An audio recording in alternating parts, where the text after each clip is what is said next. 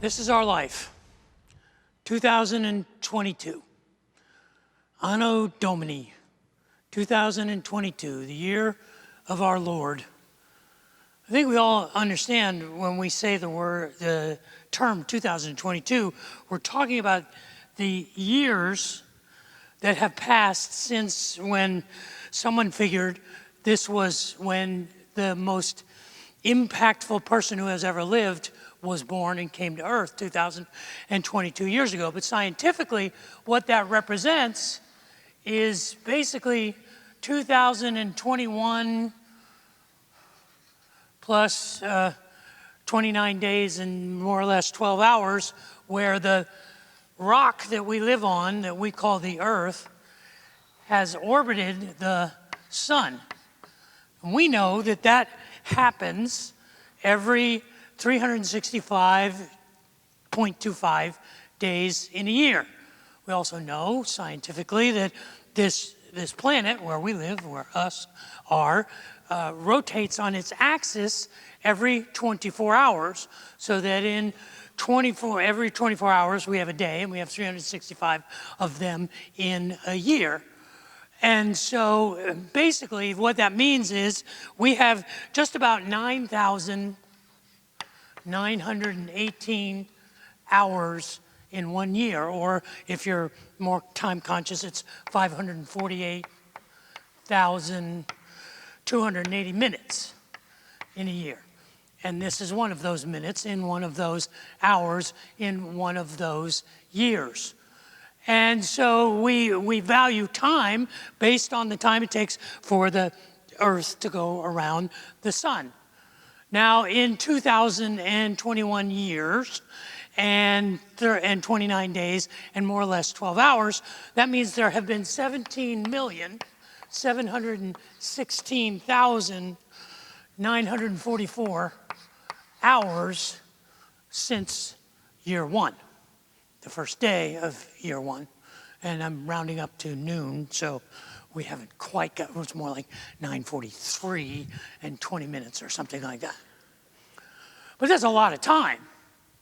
I mean, 17 million hours, 716,000 hours. And so let me condense it down. Imagine that 2021 years and 29 days and 12 hours was 36 inches long.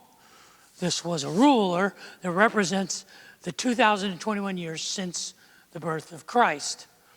If you divided that up to figure out how long 1 year, what portion of this ruler or this yardstick would equal 1 year, which the math is pretty simple, you come up with 0.0170854, a whole bunch of other digits. Basically, you come up with a distance that is 17/100ths of an inch, equals 1 year of your life compared to 2021. But let's say you live 100 years, which only 4.7% of us will do. But if you lived for 100 years, that would be about 1 3/4 inches. So compared to the 2,000 years since the birth of Christ, that is your life compared to 2022.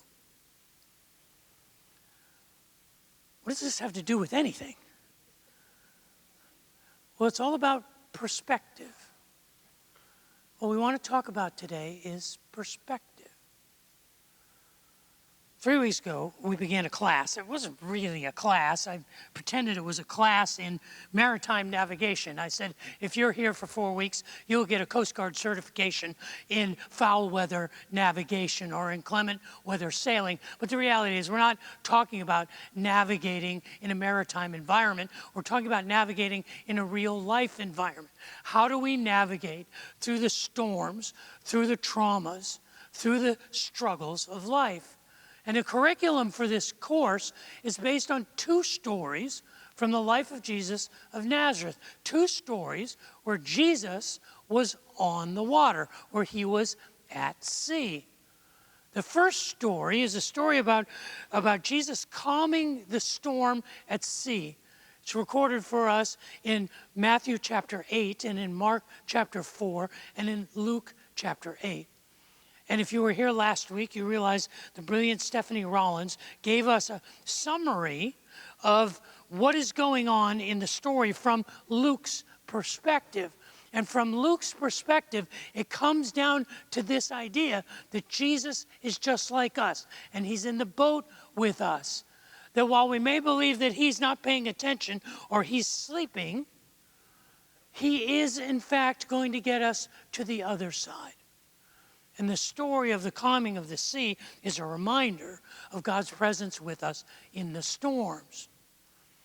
The other story is the story of the walking on the water, the story of Jesus coming to his disciples on the Sea of Galilee.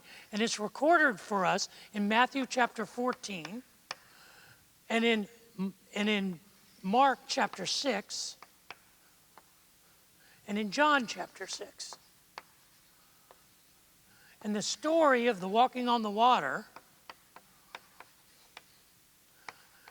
is a story about when God shows up in the struggle. When we are struggling and we feel alone and we feel separated from God, how do we react? How do we feel when God shows up?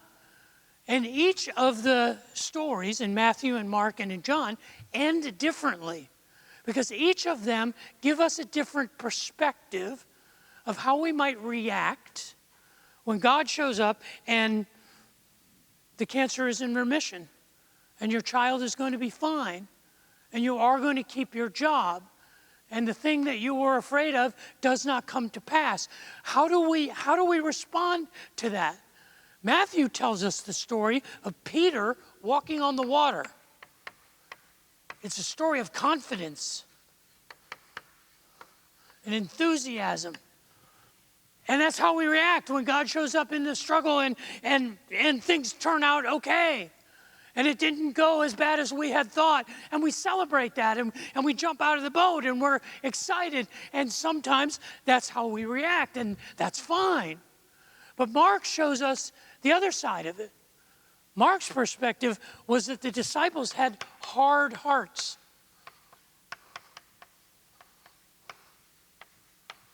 And they were filled with doubt. Maybe they thought, well, this is just weird. It's just a strange coincidence. It just happened.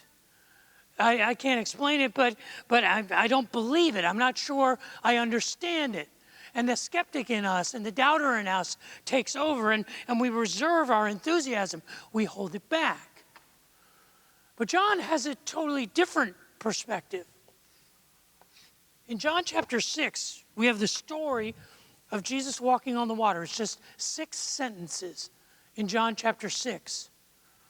It actually kind of begins at the end of the story of the feeding of the 5,000. In John chapter 6, verse 14, the feeding of the 5,000 has just taken place, and there were 5,000 men there, which meant there may have been 10 or 15,000 people who were being fed by 5 loaves and 2 fishes. Every time they reached into a basket and pulled out a sandwich and pulled out bread and fish for themselves, there was more in the basket. It never was depleted. And the people began to think, maybe this is Elijah. Maybe this is the prophet that Isaiah told us to expect, that Jeremiah said would be our deliverer, our Messiah. Maybe this is the guy. And they began to murmur among themselves, and Jesus knew what was next. It says in verse 15 that Jesus knew that they intended to make him king by force, which is to say that he knew that if this went on any longer, they were going to take up pitchforks and clubs and initiate a violent revolution against their Roman overlords. And that was not in his plan. So Matthew and Mark tell us that he sent his disciples urgently, immediately. He said, I need you guys to hurry up and go down to the boat. Get us out of here. And I want you to go to Bethsaida. I want you to go to our headquarters in Galilee. And then Matthew and Mark tell us that he said goodbye to the crowds and then disappeared. He just disappeared by himself into the mountains, and no one knew where he went. John picks the story up in verse 16, where he basically says the disciples were waiting by the boat.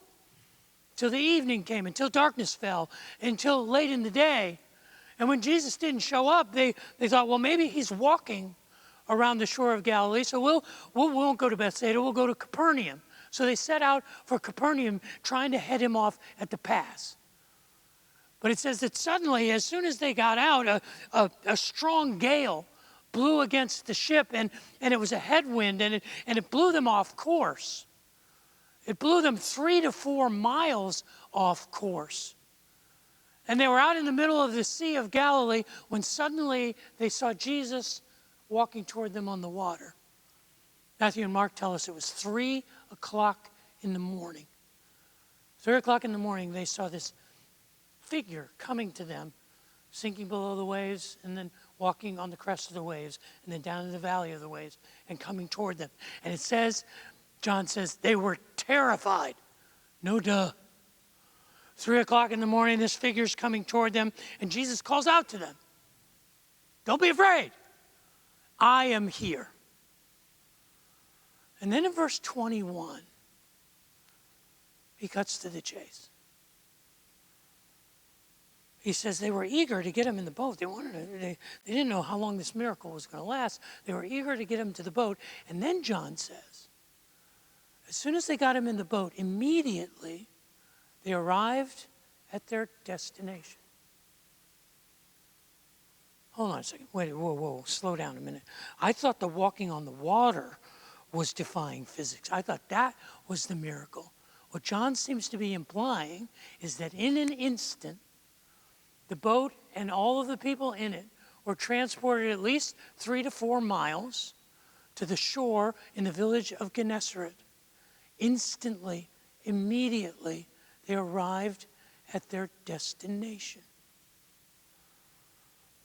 What is John's perspective? What is John talking about? And how do we get that perspective? I can tell you, it's going to get weird here this morning. Not Austin weird. I mean like science weird.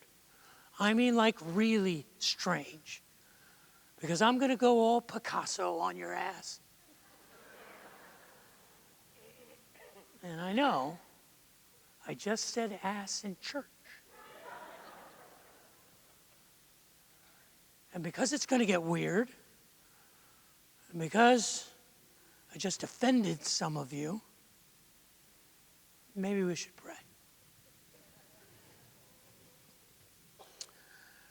Father in heaven, I would ask that the words of my mouth and the meditations of my heart would be pleasing in your sight, that you would use your words spoken by your servant and anointed by your Spirit to challenge us to have your perspective, an eternal perspective of your world and our place in it. Pray that each of us would go from this place today seeing things just a little differently. May that be true of myself, my family, and all of us here. For I ask that in Jesus' name. Amen. John tells this story of Jesus walking on the water in just 6 sentences, but it's the last 11 words that we want to focus on. They are these words: Kai, Eutheos,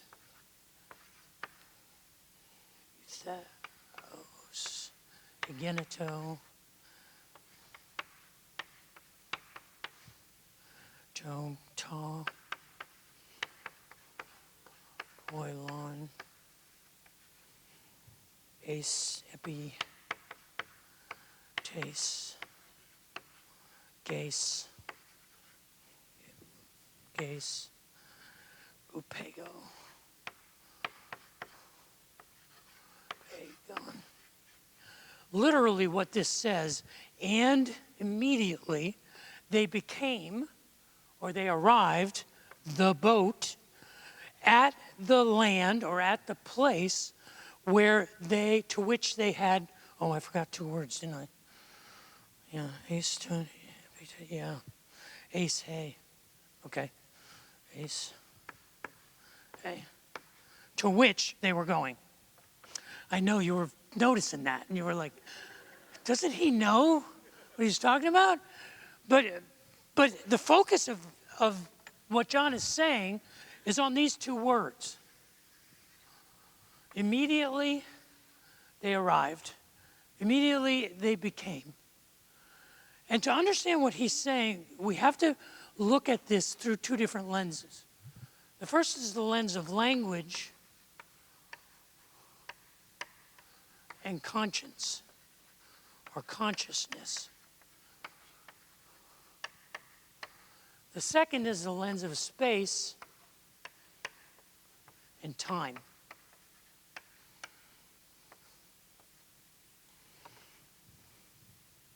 You see, language matters.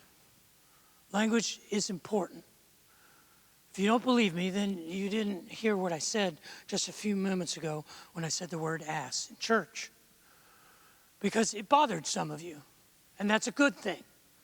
It's a good thing because you believe that there are words that are appropriate and words that are inappropriate. If you're here with your children, you're saying, oh, thanks a lot, Dave. Now my kids are going to be running around saying that because you said that. But I would say to your children, listen to me. Words are sharp. Words are like knives.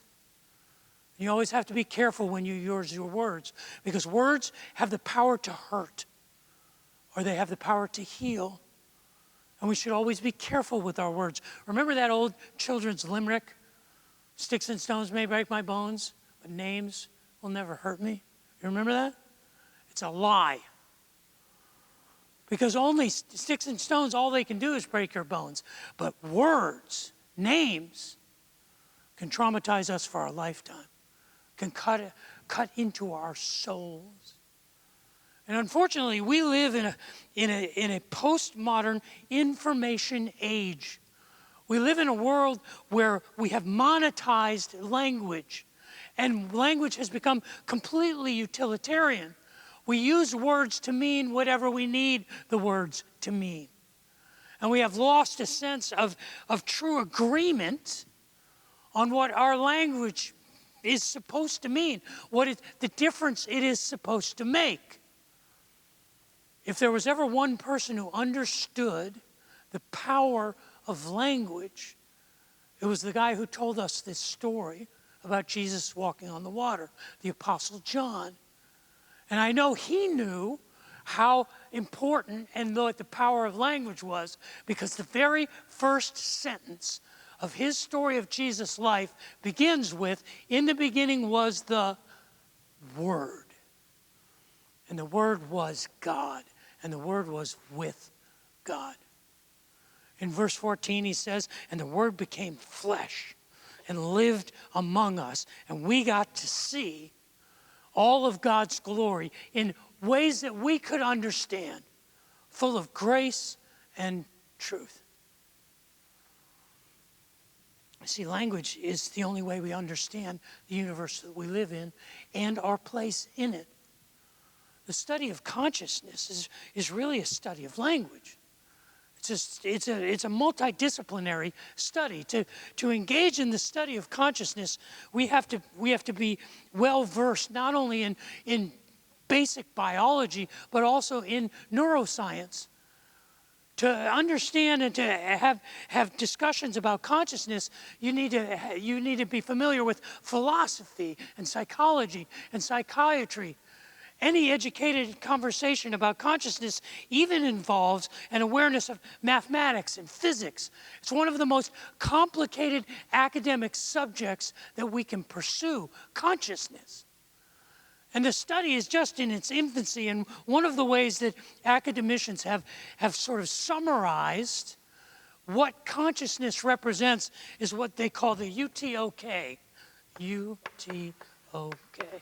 The Unified Theory of Knowledge. And basically they describe consciousness as building blocks of consciousness. There is the metaphysical world, which is outside of our understanding, but then there is the material world, the world that is inorganic, the world of matter. And we know that inorganic materials have no consciousness. You may be a geologist and you may think that dirt has feelings, but dirt doesn't have feelings. Rocks don't cry. And the reality is, in inorganic material, there is no consciousness that we're aware of. It's just in organic material, in living things. And scientists believe that even the most basic single-cell organism has a form of consciousness because it responds to stimuli. It moves, it changes. When you get to higher orders of living organisms like plants and animals, they begin to behave in ways that are intentional. And this is a form of consciousness. When a tree drives its roots down in searching for water, or a flower turns to face the sun, or a plant has a season of going from a seed to a fruit-bearing plant, and then to death in the winter. This is a form of consciousness, a form of intentionality, of responding to its environment. But the two highest forms of consciousness are the we and the I. Once you have an awareness of others, that your behavior, that your choices, that your decisions affect and are affected by others, you have a basic form of what we call consciousness. It is what causes animals to form packs and flocks and herds. It what causes them to be hunters and gatherers, and it causes human beings to make sentient decisions about relationships. But consciousness at its core is really self-awareness. Awareness of who I am in relationship to the world that I live in, and what is my place in the universe. We've spent the last 100 years or so developing sophisticated attempts to understand that sense of our self-awareness. Freud divided the I into three parts, the ego, and the superego. And there's a lot of neuroscience that talks about the mind-brain bridge, and how this lump of goo inside of our heads actually fires off in such a way to make us aware not just of our environment, but of our purpose, of our place. It invites us to explore things that are beyond our experience, to find out the why. And there's one thing that facilitates all of this, and it's language. It's language. Language is the thing that we use as a placeholder for understanding who we are and the universe that we live in and our place in it. And probably the two most sophisticated fields of study that involve the study of consciousness, one is epistemology.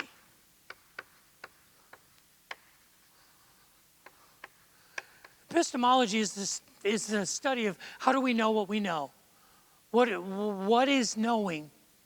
And the other is theology.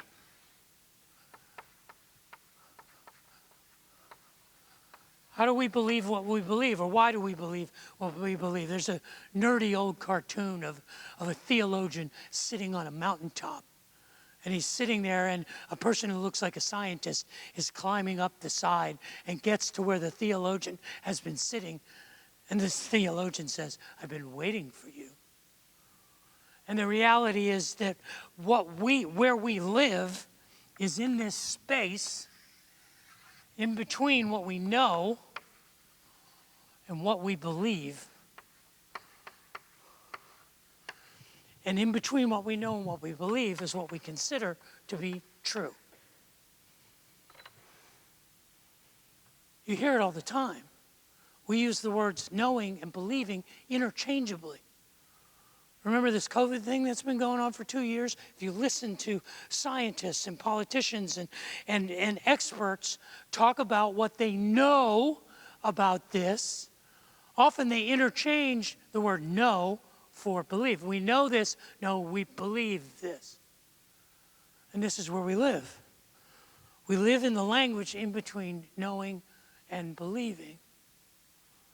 And this gets real when we start to think about space and time.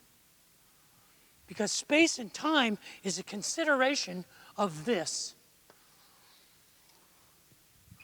infinity. I just got to say for a moment here that there are some really smart people that work at Facebook. And I say that reluctantly, but they obviously are aware that their internet platform has a shelf life. People at Facebook are smart enough to know that the platform that has built that company is not going to last forever. In fact, there's a day in the not too distant future when the only people who use Facebook are grandparents sharing pictures of their grandchildren. Their grandchildren won't use it. They already don't. And so Facebook reorganized itself. I don't know how many of you are aware of this, but they reorganized themselves and they rebranded themselves with a symbol. And it's a symbol that is the infinity symbol morphed into the shape of an M, and they rebranded themselves as Meta, which is both brilliant and terrifying. Because you know what meta means. Meta means everything. And meta means nothing. And meta means anything. And this is where we live. We live in this space in between. Now, this didn't happen overnight. This began centuries ago with empiricism and rationalism and the Enlightenment and the rise of the Renaissance. And as people began to explore the boundaries of knowledge, we began to question the whys and the hows and the whats. And we moved into a culture where we began to question the absolutes. And I don't blame Albert Einstein for this, but Einstein was the person who basically popularized the idea that everything is anything. In 1905, when he published his theory of special relativity, and even more specifically in 1915, when he published his theory of general relativity, he expressed it like this: E equals mc squared. You know what that means? That means everything is energy. That energy, the amount of energy in the universe, is equal to the mass times a constant squared. Energy cannot be made or created or destroyed. Everything is energy. The air that we breathe, the flesh on our bodies, the sun that hangs in the middle of our solar system is all made of the same stuff. And everything becomes fuzzy around the edges. And our perspective is that we can't tell what is nothing and what is everything. And time and space become relative. I don't know if you were here 2 weeks ago. If you were here 2 weeks ago, I asked you to remember something. I said, look at me. Look at me. You remember? I said, look at me. And then I went 3, 2, 1. And then this. And you all got ocular migraines. But if you were here 2 weeks ago and you remembered that, you closed your eyes. And you didn't look at these silly lights. And you weren't shocked by the sound. But did you remember that 2 weeks ago I was wearing this exact same outfit? I was wearing the same shoes, the same socks, the same pants, the same shirt, the same jacket, same belt. It's as far as I'm going to go.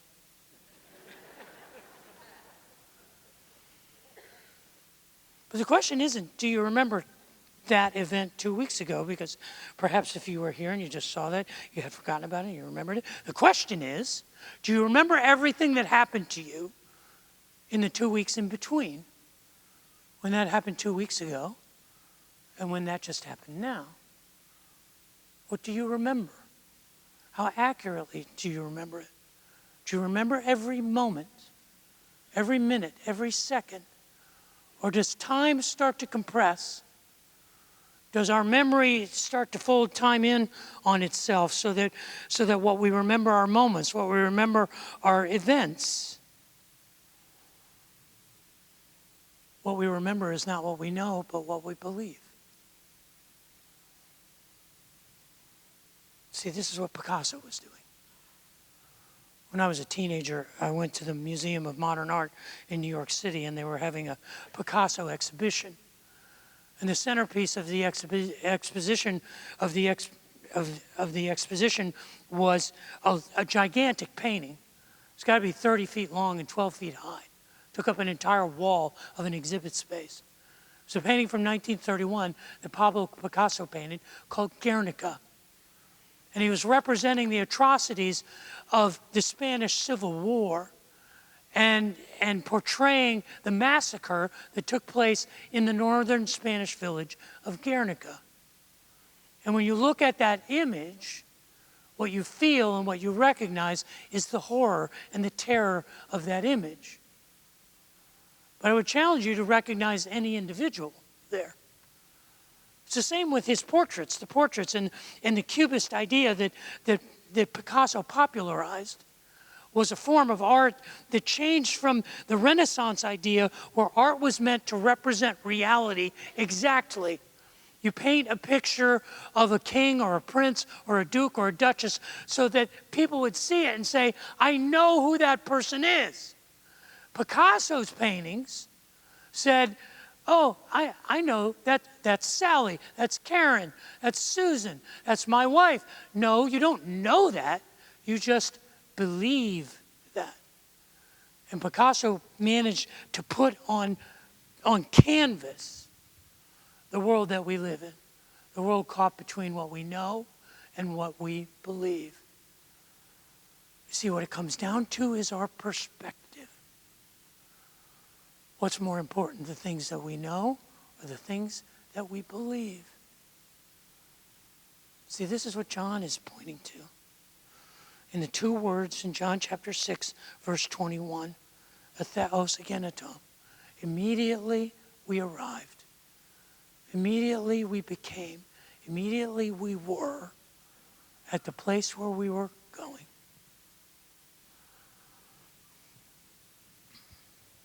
You see, it's a question of perspective. That's what John is talking about.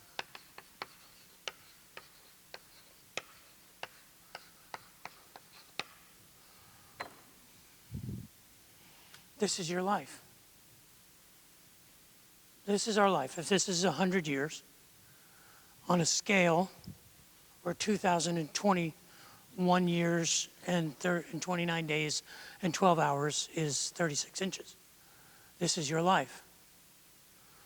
Now, the reality is only 4.7% of us will live to be 1 3/4 inches wide on this scale. Do you realize that the average life expectancy of a person in America is just 78.8 years?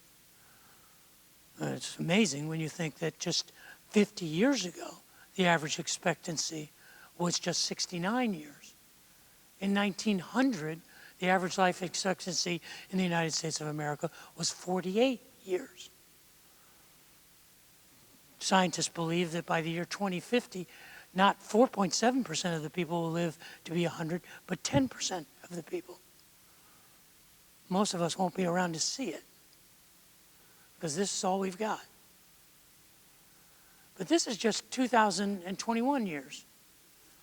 What would it look like on an eternal scale? Andy, can you help me out? Can you take this tape and go 15 feet that way? 15 feet. That represents how long human beings have been on the earth, according to most anthropologists. Somewhere around 10,000 years. That's actually closer to 12,000 years, but there's your life, 12,000 years. Andy, go up that way and go 100 feet.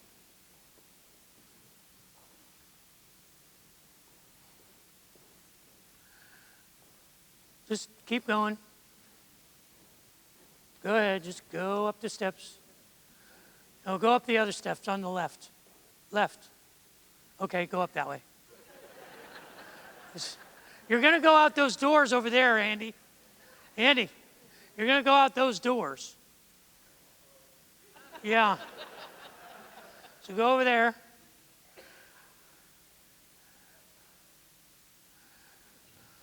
We have time,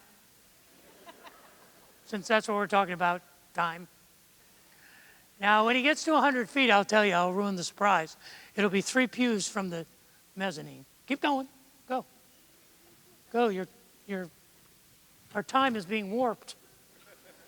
Can somebody get up and untangle time for us? Yeah. Over there, though, too. Around the corner. It's going to hit people in the face, I know. Yeah, thank you, Jay. You got 100 feet yet, Andy? Okay. Well, that's just, you all right?